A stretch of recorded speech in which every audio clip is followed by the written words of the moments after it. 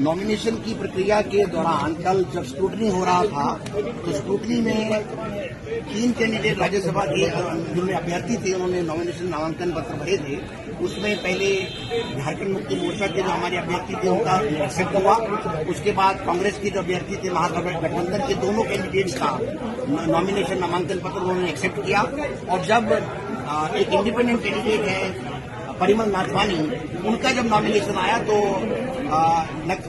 नमन डिक्सल जी हैं कौनगिरी के एमएलए साहब, जो प्रपोजर हैं प्रणव झा जी के, उन्होंने ऑब्जेक्शन किया और उस ऑब्जेक्शन को हमने लिया कि जो नाथवानी परिमल जी हैं इनका जो असली नाम है वो नाथवानी परिमल नहीं, परिमल नाथवानी है। और साथ ही इन्होंने जो अपने एफिडेविट में इतनी ग्लेरिंग डिस्क्रिपेंसी है और जो डिफेक्टिव एफिडेविट है कानून के तहत, उसमें उन्होंने एफिडेविट फाइल नहीं किया और जो सीधा सीधा rule 4A conduct of election rules 1961 की वायलेशन है कि हर अभ्यर्थी को अपने नामांकन पत्र के साथ एक फॉर्म 26 परफॉर्मा है, उसके तहत अपना एफिडेविट देना पड़ता है। और उसमें प्रक्रिया में 6 बिंदुओं पर आपको इन्फॉर्मेशन देनी पड़ती है कि आप अपना, अपनी धर्मपत्नी का या अपने HUF कोई फैमिली, हिंदू अनडिवाइडेड फैमिली की कोई उनकी फर्म है उनके बारे में या अपने डिपेंडेंट्स के बारे में जानकारी दें।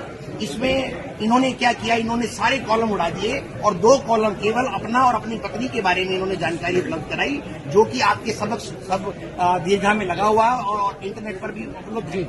हमने जब वो सब पढ़ा और हमने बिंदुवार क्रम में उसका जब हमने वो तहकीकात की तो हमने पाया कि ये जो एफिडेविट है ये गलत है और ये गलत नहीं हो सकता। और हमने जब दिया उनको ऑब्जेक्शन, और ऑब्जेक्शन के तहत जब उन्होंने उसको 4 बजे कल 4 बजे रिटर्निंग ऑफिसर साहब ने एक उनको लेटर दिया कि इस क्रम में आप अपना कोई कंडिकावार अपना जवाब दें, तो उन्होंने क्या किया, बड़ा स्मार्टली अपने कंडिकावार जवाब में एक नया एफिडेविट सारी त्रुटियों को ठीक करके फाइल कर दिया, जो कि एक गैर कानूनी है। रिटर्निंग अधिकारी इस कंडिकावार रिप्लाई के साथ कोई भी एफिडेविट, कोई भी नया डॉक्यूमेंट एक्सेप्ट नहीं कर सकते।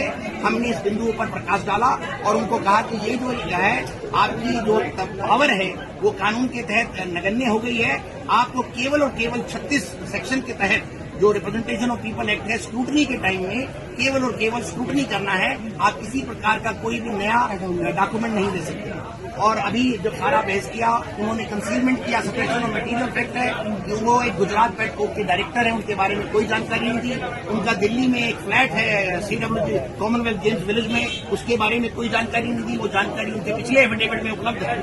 और उसके बाद उन्होंने कई क्वेरीज हैं उनके बारे में कोई भी अपना आंसर नहीं दिया।